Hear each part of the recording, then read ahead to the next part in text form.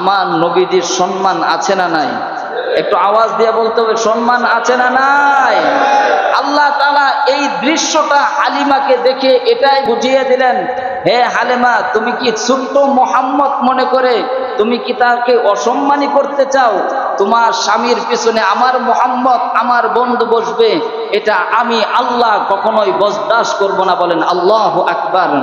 সম্মানিত হাজিরিন, আজকেও পৃথিবীর মধ্যে, আমাদের বাংলাদেশের মধ্যে এমনও কিছু কুলাঙ্গার নাস্তিক আছে আমার নবীজিকে নিয়ে অসম্মান করে। কথা বলেন ঠিক কিনা? আমার নবীজিকে নিয়ে কটূক্তি করে এমন কুলাঙ্গার নাস্তিক আছে কিনা? হে আমার যুবক ভাইয়েরা, সব সময় মনে রাখতে হবে, তোমরা যদি আল্লাহর হাবিবের ভালোবাসা চাও, আল্লাহর হাবিবের মহব্বত চাও, আল্লাহর নবীর সাথে জান্নাতে যেতে চাও, খোদার কসম করে বলি, তোমার এতটুকু মায়া মহব্বত যদি না থাকে আল্লাহর নবীর প্রতি, তাহলে তুমি কোশ্চিন কালেও জান্নাতে যেতে পারবে না। কথা বলেন ঠিক কিনা? সুতরাং এই দেশের মধ্যে কোথাও কখনো যদি আল্লাহর হাবিবকে নিয়ে কটূক্তি করা হয়, আমরা এখান থেকে ঘোষণা দিতে চাই, আমরা সকল যুবকেরা সেই নাস্তিক আর মুরতাদের কল্যাণ রাখবো না। কথা বলেন ঠিক কিনা? এই বাংলাদেশে তাদের সাথে আমাদের কোনো আপোষ নাই। কথা বলেন ঠিক কিনা? তাদের সাথে কোনো আপোষ নাই। বাংলাদেশে সকল মানুষ থাকবে, কিন্তু কোন নাস্তিক মুরতাদ আল্লাহর নবীর দুশমন থাকতে পারবে না। কথা বলেন ঠিক কিনা? সুতরাং আমার ভাইয়েরা, আল্লাহর হাবিবের সাথে জান্নাতে যেতে হলে নবীর মহব্বতের দরকার আছে না নাই? এই কথাই আল্লাহ সুবহানাহু ওয়া তাআলা হালিমাকে বুঝিয়ে দিলেন, হে হালিমা, আমার নবী পিছনে বসার মানুষ না, আমার নবী থাকবে সব সময় সামনে। কথা বলেন ঠিক কিনা? সম্মানিত হাজিরিন, আমরা গত সপ্তাহে আলোচনা শুনছিলাম নবীজির জন্মের সময় কি কি অলৌকিক ঘটনা ঘটেছিল, এবং রাসূল সাল্লাল্লাহু আলাইহি ওয়াসাল্লামের বয়স যখন 7 দিন, তখন আল্লাহর হাবিবের নাম রাখা হয়েছিল মুহাম্মাদুর রাসূলুল্লাহ সাল্লাল্লাহু আলাইহি ওয়াসাল্লাম। আজকে আমি আপনাদের সামনে যে বিষয়টি নিয়ে আলোচনা করব, যে রাসূল সাল্লাল্লাহু আলাইহি ওয়াসাল্লাম মা হালিমাতুস সাদিয়ার ঘরে যাওয়ার পর থেকে নবুয়ত প্রাপ্ত পর্যন্ত কি কি ঘটনা ঘটেছিল এবং কিভাবে তিনি বড় হলেন, কিভাবে জীবন যাপন করলেন, এই বিষয়টি নিয়ে সংক্ষেপে আপনাদের সামনে কিছু আলোকপাত করার চেষ্টা করব। সকলেই পড়ি ইনশাআল্লাহ। আমরা সকলেই জানি নবীজি সাল্লাল্লাহু আলাইহি ওয়াসাল্লাম জন্মের পূর্বেই নবীজির বাবা দুনিয়া থেকে বিদায় নিয়ে চলে গেছে। আর যখন একজন বাবা সন্তানের চলে যায় তাকে বলা হয় ইয়াতীম। তাকে কি বলা হয়? তাকে ইয়াতীম বলা হয়। আর পৃথিবীর মধ্যে যে সকল সন্তানদের বাবা মা নেই, তারাই একমাত্র বুঝে যে বাবার ছায়াটা কত বড়। ঠিক কিনা? আল্লাহর হাবিব যখন দুনিয়াতে আসলেন, আসার পরেই বাবা হারা এবং তেমন টাকা পয়সারও মালিক না।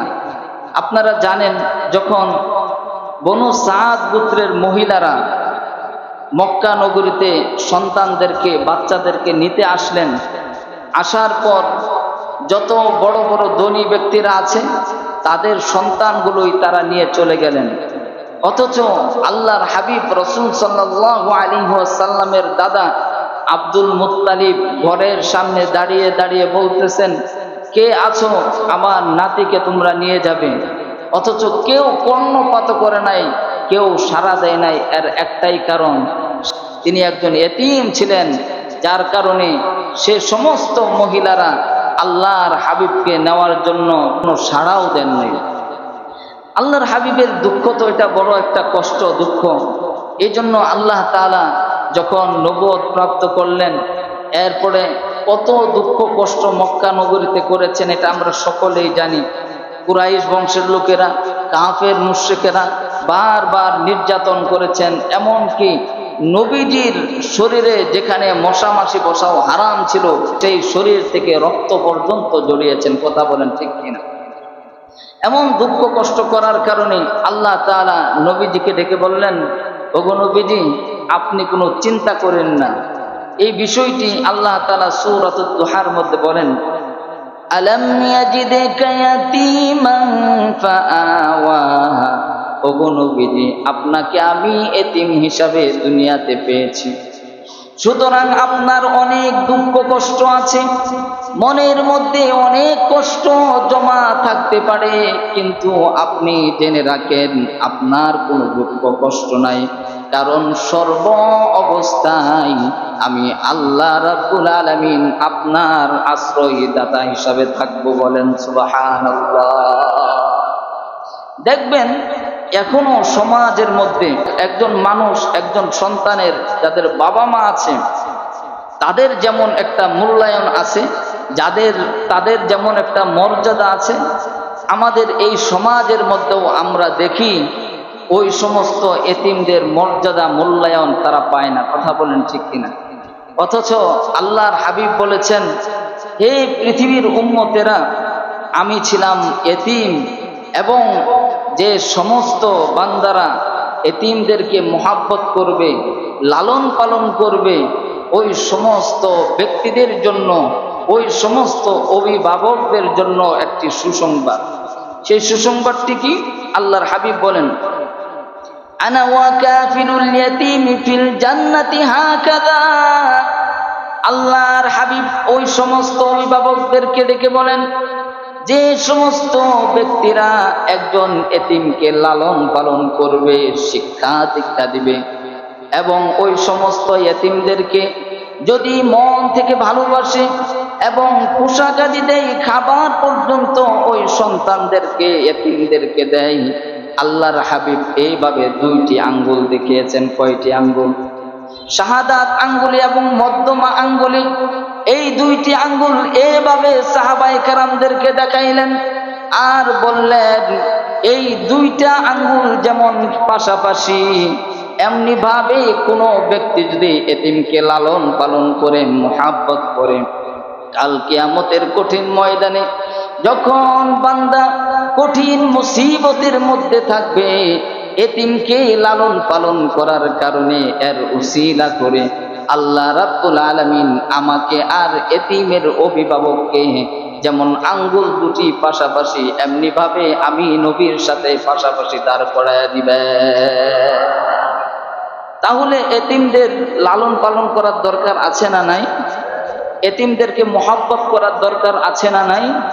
আজকে থেকে আমরা চেষ্টা করব আমাদের আশপাশে যে সমস্ত এতিমরা আছে তাদেরকে আমরা লালন পালন করার চেষ্টা করব। আর যদি সেটাও না পারি, কমপক্ষে তাদেরকে পোশাক আদি, খাবার খরচ আদি দেওয়ার চেষ্টা করব, শিক্ষা দীক্ষা দেওয়ার চেষ্টা করব। পারবো তো ইনশাআল্লাহ? আল্লাহ তাআলা সকলকেই তৌফিক দান করেন। সকলে পড়ি আমিন। আমি যে কথাটি বলতেছিলাম যে নবীজি সাল্লাল্লাহু আলাইহি ওয়াসাল্লাম এতিম হওয়ার কারণে কোনো মহিলারাই তাকে নিলেন না, কিন্তু এই সময়ে হযরতে মা হালিমাতুস সাদিয়া, তিনি একজন গরিব মানুষ ছিলেন। তার একটা ঘোড়া ছিল খুবই দুর্বল। অন্যান্য মহিলাদের যে ঘোড়া ছিল খুব সবল ছিল, তারা সকলেই ৩-৪ ঘন্টা আগে চলে আসছে। আসার পর যত ধনী ব্যক্তিদের সন্তানাদি আছে তাদেরকে তারা নিয়ে চলে গেছে। এবার মা হালিমাতুস সাদিয়া একেবারে শেষের দিকে আসলেন। এরপর হযরতে মা হালিমাতুস সাদিয়া বলতেছেন যে আমি যখন আসলাম, এসে খবর পেলাম যে সকল সন্তানদেরকে নিয়ে চলে গেছে, একমাত্র একজন সন্তান আছেন, তিনি হচ্ছে মুহাম্মাদুর রাসূলুল্লাহ সাল্লাল্লাহু আলাইহি ওয়াসাল্লাম। আমার মুসলমান বন্ধুগণ, মা হালিমাতুস সাদিয়া বলেন, আমি যখন আমার স্বামী সহ তায়েফ থেকে মক্কা নগরীতে আসি, আমরা সন্তান লালন পালন করার বিনিময়ে কিছু টাকা পয়সা পাইতাম। আমি খুবই একজন গরিব ছিলাম, আমার ঘোড়াটাও দুর্বল ছিল। যখন মক্কা নগরীতে আসলাম, আসার পর যাদের সবল ঘোড়া ছিল তারা সকলেই আগে চলে আসছে, এবং যে সমস্ত ধনী ব্যক্তিদের সন্তান আছে তাদেরকে তারা নিয়ে চলে গেছে। এখন এমন একটা অবস্থা, এই অবস্থা দেখে আমার স্বামীকে ডেকে বললাম, ও প্রাণের স্বামী, আমরা এমন একটা সময় চলে আসছি যে সময় একটা সন্তানও নাই, মাত্র একটা সন্তান আছে, তাও আবার এতিম, যার টাকা পয়সাও কম। এখন আমরা কি করতে পারি? যেহেতু সুদূর তায়েফ থেকে আমরা এসেছি, শুধু খালি হাতে ফিরে গেলে লাভ কি? এই এতিম বাচ্চাটাকেও যদি নিয়ে যাই, যদিও কিছু টাকা পাই, তাহলেও তো আমাদের লাভ হবে। তখন তার স্বামী ডেকে বললেন, হে আমার স্ত্রী, তুমি যাও সন্তানকে দেখো, যদি সন্তানকে তোমার পছন্দ হয় তাহলে তাকে নিয়ে নাও। এবার মা হালিমাতুস সাদিয়া মা আমেনার ঘরে চলে গেলেন। মা আমেনার ঘরে প্রবেশ করে দেখলেন আমার আপনার নবীজি বিছানায় শুয়ে আছেন। যখন নবীজি শুয়ে আছেন এই দৃশ্যটা দেখলেন, মা হালিমাতুস সাদিয়া বলেন, আমি নবীজির দিকে তাকাইলাম, মনে হয় কোনো মানুষ এখানে শুয়ে নাই, মনে হয় পূর্ণিমার একটি চাঁদ এখানে শুয়ে আছে। বলেন সুবহানাল্লাহ। নবীজি শুয়ে আছেন। মা হালিমাতুস সাদিয়া বলেন, আমি আর টিকতে পারলাম না, মুহাম্মদকে দেখে আমি দৌড়িয়ে চলে গেলাম, বুকের মধ্যে জড়িয়ে ধরলাম। যখন মুহাম্মদকে বুকের মধ্যে জড়িয়ে ধরলাম, জড়িয়ে ধরার সাথে সাথে আমার শরীরটা এমন ভাবে কেঁপে উঠল, যেমন কোনো মানুষকে যদি কারেন্ট শর্ট করলে কেঁপে ওঠে, তেমনি ভাবে আমার শরীরটা কেঁপে উঠল। আর আমার স্বামীকে ডেকে বললাম, ও আমার প্রাণের স্বামী, আমি কোনো টাকা পয়সা চাই না, আমার কোনো টাকা পয়সার প্রয়োজন নাই, আমি এমন একটি মানুষ পেয়েছি, আমার মনে হয় এটা এমন এক বরকত, এমন এক নিয়ামত, যা দুনিয়ার পৃথিবীর মধ্যে এমন নিয়ামত হতে পারে না। বলেন সুবহানাল্লাহ। আমার ভাইরা, হযরতে হালিমাতুস সাদিয়া হযরতে নবী মুহাম্মদুর রাসূলুল্লাহ সাল্লাল্লাহু আলাইহি ওয়াসাল্লামকে দেখেই তিনি আকৃষ্ট হয়ে গেলেন। এবার হযরতে নবীজি সাল্লাল্লাহু আলাইহি ওয়াসাল্লামকে নিয়ে তায়েফের দিকে রওনা হবেন। আমার ভাইয়েরা, যখন নবীজিকে নিয়ে তায়েফে রওনা হবেন, তারা তো একটা বাহন নিয়ে আসছিলেন, এখন এই বাহনের মধ্যে উঠবেন। হযরতে হালিমাতুস সাদিয়া বলেন, আমি বুকে করে মুহাম্মদকে নিয়ে আমি মাঝখানে বসলাম, আমার স্বামী উঠলেন সামনে, আমি পিছনে, আর মুহাম্মদ হচ্ছে মাঝখানে। কারণ পিছনে যদি থাকে তাহলে পড়ে যাওয়ার একটা আশঙ্কা আছে, ঠিক না? আর যদি সামনে থাকে তারপরেও একটা পড়ে যাওয়ার আশঙ্কা আছে। এটা যদি আমাদের সামনে এরকম হয়, আমরা তাই করতাম যে মাঝখানে বসাতাম। কিন্তু আল্লাহ তাআলা যে নবীজিকে এত সম্মান দিয়েছেন, এত মর্যাদা দিয়েছেন, সেটা তো হালিমাতুস সাদিয়া জানেন না। আল্লাহু আকবার। আমার প্রিয় ভাইয়েরা, হালিমাতুস সাদিয়া বলেন, যখন আমরা তাওয়াফের দিকে রওনা হলাম, আমরা বাহনে উঠব, এমন সময় আমি মুহাম্মদকে কোলে নিয়ে মাঝখানে বসালাম। আর আমার স্বামী যেহেতু ড্রাইভার, এই ঘোড়াটা চালাবে, তার জন্য আমার স্বামী সামনে বসল। স্বামী যখন সামনে বসে উঠলেন, বসার সাথে সাথে ঘোড়াটি আর এক মুহূর্ত দেরি নয়, ঘোড়াটি ধপাস করে নিচে বসে গেল। হযরতে মা হালিমাতুস সাদিয়া অবাক দৃষ্টিতে তাকিয়ে রইলেন, এটা আবার কেমন হলো? কি ব্যাপার? আমার স্বামী বসার সাথে সাথেই কেন এই ঘোড়াটা নিচে বসে গেল? হালিমাতুস সাদিয়া স্বামীকে ডেকে বললেন, আপনি নিচে চলে আসেন। আর হালিমাতুস সাদিয়া যখন নবীজিকে দেখেছিলেন, তখনই তিনি মনে মনে ভাবছিলেন, এটা এমন কোনো সাধারণ মানুষ না, মনে হয় আল্লাহর পক্ষ থেকে কোনো একটা নূর। তিনি এগুলো মনে মনে ভাবতেছেন, আর স্বামীকে বললেন, আপনি নিচে চলে আসেন। যখন তার স্বামী বাহন থেকে নিচে নামলেন, নিচে নামার সাথে সাথে আবার ঘোড়াটি লাফ দিয়ে দাঁড়িয়ে গেছে। বলেন আল্লাহু আকবার। এখন হালিমাতুস সাদিয়া চিন্তা করতেছেন, তাহলে আমরা কিভাবে যাব? স্বামীকে বললেন, ঠিক আছে, আপনি আবার উপরে ওঠেন। আবার যখন উঠলেন, ওঠার সাথে সাথে আবার ঘোড়াটা বসে গেল। এবার মা হালিমাতুস সাদিয়া বলেন, আমার আর বুঝার বাকি রইল না। এটা কোনো সাধারণ মানুষ নয়। তিনি তার স্বামীকে ডেকে বললেন, আপনি মাঝখানে বসেন আর শিশু মুহাম্মদকে সামনে বসান। আপনি শিশু মুহাম্মদকে সামনে বসান। যখন শিশু মুহাম্মদকে সামনে বসানো হলো, যে বাহনটি মদিয়ে তায়েফ থেকে মক্কা নগরীতে আসতে আসতে অনেক সময় নিয়েছে, অনেক লেট করেছে, আর মুহাম্মদ সাল্লাল্লাহু আলাইহি ওয়াসাল্লামকে সামনে বসানোর সাথে সাথে এই ঘোড়া এমন দ্রুত গতিতে চলতেছে, তার আগে যে সমস্ত মহিলারা ঘোড়া নিয়ে এসেছিল, বাহন নিয়ে এসেছিল, সকল বাহনকে পিছনে ফেলে আল্লাহর রাসূল যেই ঘোড়ায় উঠেছে সেই ঘোড়া দৌড়িয়ে দিয়ে সবার আগে চলে গেছে। বলেন আল্লাহু আকবার। সকল মহিলারা অবাক, কি ব্যাপার, আমাদের সাথে যাইতে পারলো না, কারণ এত দুর্বল ঘোড়া, অথচ এখন আমাদের আগে চলে গেল। সে সকল বনু সাদ গোত্রের মহিলারা মা হালিমাতুস সাদিয়াকে ডেকে বললেন, হে হালিমা, তুমি কি নতুন বাহন কিনেছো নাকি? তখন হালিমাতুস সাদিয়া বললেন, না না না, আমি যেই বাহনটি নিয়ে মক্কা নগরীতে গিয়েছিলাম সেই বাহনটি নিয়ে আমি এখন চলতেছি। তাহলে কি এমন বরকত হলো? এই বাহনটি তো আমাদের অনেক পিছনে ছিল, আর আমাদের আগে কিভাবে চলে যাচ্ছে আমরা কিছুই তো বুঝতে পারতেছি না।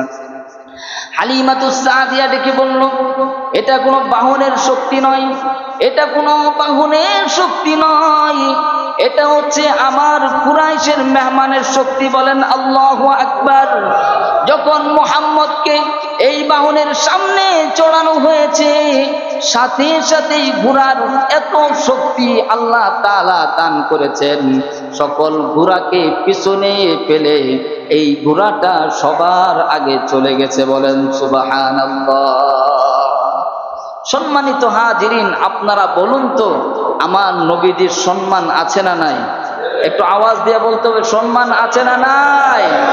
আল্লাহ তাআলা এই দৃশ্যটা হালিমাকে দেখে এটাই বুঝিয়ে দিলেন, হে হালিমা, তুমি কি ছোট্ট মুহাম্মদ মনে করে তুমি কি তাকে অসম্মানী করতে চাও? তোমার স্বামীর পিছনে আমার মুহাম্মদ, আমার বন্ধু বসবে, এটা আমি আল্লাহ কখনোই বরদাস্ত করব না। বলেন আল্লাহু আকবার। সম্মানিত হাজিরিন, আজকেও আমাদের বাংলাদেশের মধ্যে এমনও কিছু কুলাঙ্গার নাস্তিক আছে আমার নবীজিকে নিয়ে অসম্মান করে। কথা বলেন ঠিক কিনা? আমার নবীজিকে নিয়ে কটূক্তি করে এমন কুলাঙ্গার নাস্তিক আছে কিনা? হে আমার যুবক ভাইয়েরা, সব সময় মনে রাখতে হবে, তোমরা যদি আল্লাহর হাবিবের ভালোবাসা চাও, আল্লাহর হাবিবের মহব্বত চাও, আল্লাহর নবীর সাথে জান্নাতে যেতে চাও, খোদার কসম করে বলি, তোমার এতটুকু মায়া মহব্বত যদি না থাকে আল্লাহর নবীর প্রতি, তাহলে তুমি কোশ্চিন কালেও জান্নাতে যেতে পারবে না। কথা বলেন ঠিক কিনা? সুতরাং এই দেশের মধ্যে কোথাও কখনো যদি আল্লাহর হাবিবকে নিয়ে কটূক্তি করা হয়, আমরা এখান থেকে ঘোষণা দিতে চাই, আমরা সকল যুবকেরা সেই নাস্তিক আর মুরতাদের কল্লা রাখবো না। কথা বলেন ঠিক কিনা? এই বাংলাদেশে তাদের সাথে আমাদের কোনো আপোষ নাই। কথা বলেন ঠিক কিনা? তাদের সাথে কোনো আপোষ নাই। বাংলাদেশে সকল মানুষ থাকবে, কিন্তু কোন নাস্তিক মুরতাদ আল্লাহর নবীর দুশমন থাকতে পারবে না। কথা বলেন ঠিক কিনা? সুতরাং আমার ভাইয়েরা, আল্লাহর হাবিবের সাথে জান্নাতে যেতে হলে নবীর মহব্বতের দরকার আছে না নাই? এই কথাই আল্লাহ সুবহানাহু ওয়া তাআলা হালিমাকে বুঝিয়ে দিলেন, হে হালিমা, আমার নবী পিছনে বসার মানুষ না, আমার নবী থাকবে সব সময় সামনে। কথা বলেন ঠিক কিনা? আমার ভাইয়েরা, আমার খুব কষ্ট হয়, আমরা এমন এক নবীর উম্মত হয়েছি যেই নবীজি সাল্লাল্লাহু আলাইহি ওয়াসাল্লাম সর্বপ্রথম জান্নাতের গেটে গিয়ে টোকা দিবেন। বলেন সুবহানাল্লাহি ওয়া বিহামদিহি। শুধু তাই নয়, অন্যান্য উম্মতদেরকে নিয়ে এই নবীজি প্রথমেই জান্নাতের গেটে যাবেন না, সর্বপ্রথম এই আখিরি জামানার উম্মতদেরকে নিয়ে আল্লাহর হাবিব জান্নাতে প্রবেশ করবেন। বলেন সুবহানাল্লাহ। সুতরাং আমার ভাইয়েরা, এই জন্য আল্লাহর হাবিবের মহব্বত দরকার আছে, আনুগত্যের দরকার আছে। আর আল্লাহর হাবিবের আনুগত্য অনুসরণ হবে তখন যখন আমরা আল্লাহর রাসূলকে মহব্বত করব এবং আল্লাহ রাসূলের যে বিষয়গুলো আমাদের সামনে উপস্থাপন করেছে এই বিষয়গুলোর উপর আমল করব। আল্লাহ তাআলা আমাদের সকলকে আমল করার তৌফিক দান করুন, সকলে পড়ি আমিন। সম্মানিত হাজিরিন, এরপরে যখন তায়েফে চলে গেলেন, যাওয়ার পর আল্লাহর রাসূল ঘরে প্রবেশ করার সাথে সাথে আরো বরকত আরম্ভ হয়ে গেল। বলেন সুবহানাল্লাহ। কেমন বরকত? মা হালিমাতুস সাদিয়ার স্তনে একেবারেই দুধ ছিল না। একজন সন্তান ছিলেন আব্দুল্লাহ নামে, মুহাম্মদ সাল্লাল্লাহু আলাইহি ওয়াসাল্লামের দুধ ভাই। ওই একজন সন্তানকে দুধ পান করাইতে পারতেন না, এত কম দুধ ছিল। যখন আল্লাহর হাবিব স্তনে মুখ দিয়েছেন, সাথে সাথেই মা হালিমাতুস সাদিয়ার স্তনে দুধে ভর্তি হয়ে গেছে। বলেন সুবহানাল্লাহ। শুধু তাই নয়, হালিমাতুস সাদিয়ার যে বকরিগুলো আছে এই বকরিগুলো একেবারে জীর্ণ শীর্ণ ছিল। যখন আল্লাহর হাবিব ঘরে গেলেন, যাওয়ার পরেই যখন এই বকরিগুলো চড়াইতেন, ঘাস খাওয়াইতেন, খাওয়ার সাথে সাথে আল্লাহ তাআলা এত বরকত দিয়েছেন, যেখানে তাদের দুধই হতো না, এখন নিজেরা খেয়েও অন্যদের কাছে দিতে পারে এবং অন্যর কাছে বিক্রিও করতে পারে। বলেন সুবহানাল্লাহ। এই দৃশ্যগুলো যখন অন্যান্য মহিলারা দেখে, তাদের রাখালকে বলে, তোমরা আমার এই উটগুলো নিয়ে ওই হালিমা যেখানে তার বকরিগুলোকে ঘাস খাওয়ায়, যেখানে চড়ায়, যেখানে পানি খাওয়ায়, সেখানে খাওয়াবে। এখন আপনারা বলুন তো, যে তারা যদি ওই জায়গায় নিয়ে ঘাস খাওয়ায় আর পানি খাওয়ায়, হালিমার যে বরকত পেয়েছে সেই বরকত কি তারা পাবে? পাবে না। এবার বনু সাদ গোত্রের মহিলারা মা হালিমাতুস সাদিয়ার কাছে চলে গেলেন, বললেন, আমাদেরকে একটু বলে দাও তুমি কোথায় ঘাস খাও, কোথায় পানি খাও, এমন যেখানে তুমি পানি খাও আমরা সেখানেই পানি খাওয়াতে চাই, কারণ তুমি যেখানেই পানি খাও, যেখানেই ঘাস খাও, সেখানেই বরকত আর বরকত। এবার মা হালিমাতুস সাদিয়া ডেকে বললেন, ও আমার বান্ধবীরা শোনো, এটা ঘাসের কোনো শক্তি না, এটা কোনো ভক্তির শক্তি না, এটা ঘাসের কোনো বরকত না, এটা বরকত হচ্ছে আমি যে কুরাইশি মেহমান নিয়ে এসেছি, কুরাইশি মেহমানের বরকতে আল্লাহ তাআলা এত নিয়ামত দান করেছেন। বলেন সুবহানাল্লাহ। তো হালিমাতুস সাদিয়া এত বরকত পাইতেছেন। এমনি এমনি কিছুদিন চলে গেল। যাওয়ার পর আল্লাহর রাসূল সাল্লাল্লাহু আলাইহি ওয়াসাল্লাম একদিন বিকাল বেলায় খেলার মাঠে বাচ্চাদের সাথে খেলতেছেন। সেখানে আবার তার দুধ ভাই আব্দুল্লাহ ছিলেন। এমন সময় দুইজন ব্যক্তি আসলেন। আসার পর আল্লাহর হাবিবকে সেই মাঠের মধ্যে শোয়ায়া দিলেন। শোয়ায়া দেওয়ার পর একেবারে এই গলা থেকে নিয়ে নাভি পর্যন্ত কাটলেন। কাটার পরে কলবটা বের করলেন। বের করার পরে সেখানে একটি কালো অংশ ছিল। সেই কালো অংশটি জমজমের পানি দিয়ে ধৌত করলেন। এরপর আবার সেলাই করে সুন্দর করে রেখে ওই দুই ব্যক্তি চলে গেলেন। এখন সকল বাচ্চারা এই দৃশ্য দেখে সকলের কাঁপন শুরু হয়ে গেল। সকলেই ভয় পেয়ে গেলেন। ভয় পাওয়ার পরে দুধ ভাই দৌড়ায় চলে গেলেন মা হালিমাতুস সাদিয়ার কাছে। গিয়ে বললেন, কুতিলান নবী সাল্লাল্লাহু আলাইহি ওয়াসাল্লাম, ওগো মা, আমার দুধ ভাইয়ের সাথে আমরা খেলার মাঠে খেলা করছিলাম, এমন সময় দুই ব্যক্তি আসলো। আসার পর আমার কুরাইশি বন্ধুকে, কুরাইশি ভাইকে তারা হত্যা করে ফেলেছে। মা হালিমাতুস সাদিয়া যখন একথা শুনলেন, শোনার সাথে সাথে দৌড়িয়ে চলে গেলেন। দৌড়িয়ে চলে যাওয়ার পর দেখলেন নবীজি সেখানে বসে আছে স্বাভাবিকভাবে, কিন্তু মুখের মধ্যে, চেহারার মধ্যে একটা ভয়ের ছাপ। এবার হযরতে হালিমাতুস সাদিয়া জিজ্ঞাসা করলেন, ও আমার বাবা, তোমার কি হয়েছে? তখন নবীজি বর্ণনা করলেন, ওগো মা, দুইজন ব্যক্তি আসলেন। আসার পর আমার এই গলা থেকে নিয়ে নাভি পর্যন্ত ছিঁড়ে ফেললেন, কেটে ফেললেন।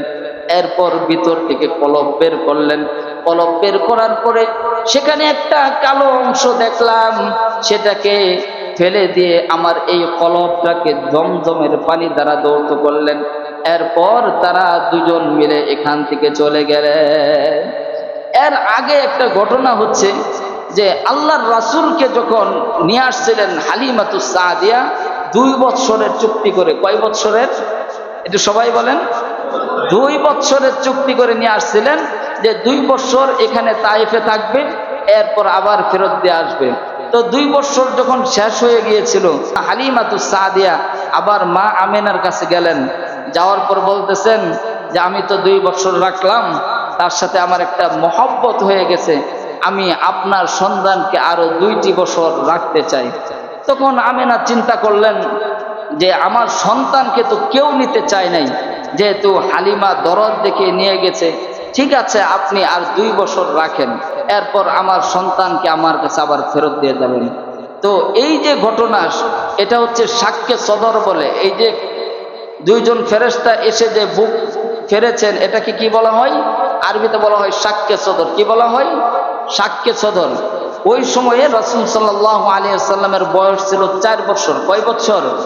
4 বছর বয়সে এমন একটা ঘটনা ঘটলো। অর্থাৎ ওই যে 2 বছরের কথা বলেছিলেন যে আমি আবার 2 বছর রাখি, এখন 2 বছর শেষ হয়ে যাচ্ছে, কিন্তু মা হালিমা তো আর ফেরত দিতে চায় না।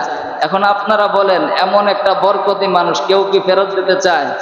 আমরা যদি এরকম একটা টাকার মেশিন পাই, বরকতি মানুষ পাই, কেউ কি ফেরত দেব? হালিমাতুস সাদিয়া তো আর ফেরত দিতে চায় না। এমন একটা ঘটনা ঘটেছে। এই ঘটনা দেখার পর তিনি চিন্তা করলেন যে আর মুহাম্মদকে রাখা যাবে না, কারণ অন্যের সন্তান কখন কি হয়ে যায় তখন আমার উপর চাপ আসবে। সুতরাং এই ঘটনার পরেই মা হালিমাতুস সাদিয়া পরের দিনই আমেনার কাছে দিয়ে আসলেন, বললেন যে তোমার সন্তান তুমি রাখো। আমার মুসলমান ভাইয়েরা, এই যে সাক্ষ্যে সদরটা হয়েছিল, এটা কেন? এটার কারণ হলো, মুফাসসিরিনে কেরাম বলেন সাক্ষ্যে সদর হওয়ার কারণ হচ্ছে যে যখন এই সাক্ষ্যে সদর করা হয়েছিল, একটা কালো অংশ ছিল যেখানে এক শয়তান বসবাস করে। কি বসবাস করে? সকলের কলবের মধ্যে কি বসবাস করে? শয়তান বসবাস করে, আর ওইখানে বসবাস করেই আমাদেরকে ধোঁকা দিতে থাকে। সুতরাং আল্লাহর হাবিবকে 4 বছর বয়সে প্রথম সাক্ষ্যে সদর করে সেই অংশটা ফেলে দিয়ে জমজমের পানি দ্বারা পবিত্র করে দিলেন। বলেন আল্লাহু আকবার। সুতরাং আল্লাহর হাবিব একেবারে পবিত্র হয়ে গেলেন। আর 2 নাম্বার কারণ যেটা বলেন যে হালিমাতুস সাদিয়া তো এই মুহাম্মদকে আর দিতে চাচ্ছে না। এই যে একটা ভয়, এই ভয় না হলে কি হালিমাতুস সাদিয়া মুহাম্মদকে ছাড়তো? কথা বলেন, ছাড়তেন না। এই 2টা কারণে আল্লাহ তাআলা 4 বছর বয়সে সাক্ষ্য সদর করলেন। এরপর যখন 6 বছর বয়স আরম্ভ হলো, আল্লাহর রাসূল সাল্লাল্লাহু আলাইহি সাল্লাম একটু বড় হলেন। অনেকেই বিকালবেলার খেলার মাঠে খেলে, ঠিক না? আমরাও এক সময় খেলেছি, এখন তো আর খেলাধুলা নাই। এখন হচ্ছে সবাই স্কুল বা যেখান থেকে হোক এসে সবাই মোবাইল নিয়ে ব্যস্ত, ঠিক কিনা? আমরা কিন্তু এক সময় খেলার মাঠে বিকালবেলা খেলতাম, ঠিক না? এমনি ভাবে রাসূল সাল্লাল্লাহু আলাইহি ওয়াসাল্লাম যখন বাচ্চারা খেলতেন তখন নবীজি দাঁড়িয়ে থাকতেন। আমার ভাইয়েরা, আমরা সকলেই জানি নবী মুহাম্মদুর রাসূলুল্লাহ সাল্লাল্লাহু আলাইহি ওয়াসাল্লামের বাবা দুনিয়া থেকে জন্মের আগেই বিদায় নিয়ে চলে গেছে। যখন নবীজি খেলার মাঠে দাঁড়ায় থাকতেন আর বাচ্চারা খেলতেন দেখতেন, আর সন্ধ্যা হয়ে যেত, সকলের অভিভাবকরা সন্ধ্যার সময় আসতেন আর সকল সন্তানদেরকে হাত ধরে ধরে ধরে বাড়িতে নিয়ে যাইতেন। এমন ভাবে কয়েকদিন চলে যায়। নবী তো ছোট্ট মানুষ, তার খুব কষ্ট লাগে। সবার বাবারা আসে, সবার বাবারা তাদের সন্তানদেরকে হাত ধরে ধরে বাড়িতে নিয়ে যায়, কিন্তু আমার তো বাবা আসে না, আমার তো বাবা আসে না।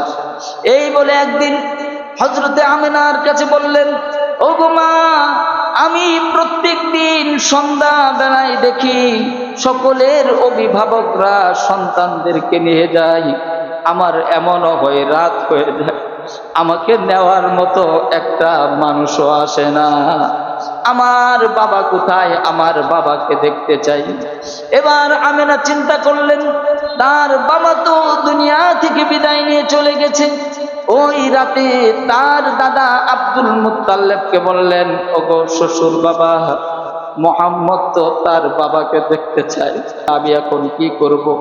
আপনি যদি অনুমতি দেন তার বাবাকে না দেখাতে পারলেও তার বাবার কবরটা জিয়ারত করায় নিয়ে আসি। আমার মুসলমান ভাইরা, আল্লাহর হাবিব নবী মুহাম্মদুর রাসূলুল্লাহ সাল্লাল্লাহু আলাইহি ওয়াসাল্লামকে নিয়ে সকালবেলায় মা আমেনা এবং তার দাসী ছিলেন, তার দাসীকে নিয়ে মদিনার দিকে রওনা হয়ে গেলেন। সুদূর পথ, অনেক পথ। আমরা যারা মক্কাতে গিয়েছি, মক্কা থেকে মদিনা পর্যন্ত, এখন তো গাড়ি ঘোড়া আছে, ওই সময় তো কোনো গাড়ি ঘোড়া ছিল না, হেঁটে চলে যেতে হতো। এবার মা আমেনা তার সন্তানকে নিয়ে বাবার কবরে গেলেন, বাবার কবর জিয়ারত করলেন। জিয়ারত করে যখন তারা আবার মক্কার দিকে রওনা হলেন, আবুয়া নামক জায়গায় হযরতে মুহাম্মদুর রাসূলুল্লাহ সাল্লাল্লাহু আলাইহি ওয়াসাল্লামের মাও ইন্তেকাল করে ফেললেন। যখন মক্কার দিকে ফিরতেছেন তখন তার মাও দুনিয়া থেকে চলে গেল। আমার মুসলমান ভাইয়েরা, একটা বার বোঝার চেষ্টা করুন, নবীজির যখন 6 বছর বয়স, কেমন কষ্ট, কেমন দুঃখ, যেখানে বাবাও চলে গেছে, আবার বাবাকে দেখতে গিয়ে মাকেও হারাইলেন। এইভাবে যখন মাকে হারাইলেন, তোকে উম্মে আইমান কুলে করে নিয়ে মক্কার দিকে রওনা হলেন। যখন বাড়ির সামনে আসলেন, আব্দুল মুত্তালিব তার দাদা তাদের দৃশ্য দেখেই বুঝে ফেললেন কিছু একটা হয়েছে। তখন জিজ্ঞাসা করলেন, আমেনা কোথায়? তখন উম্মে আইমান জবাব দিলেন, আমরা যখন আবুয়া নামক জায়গায় আসলাম, আসার পর আমেনা দুনিয়া থেকে বিদায় নিয়ে চলে গেছে।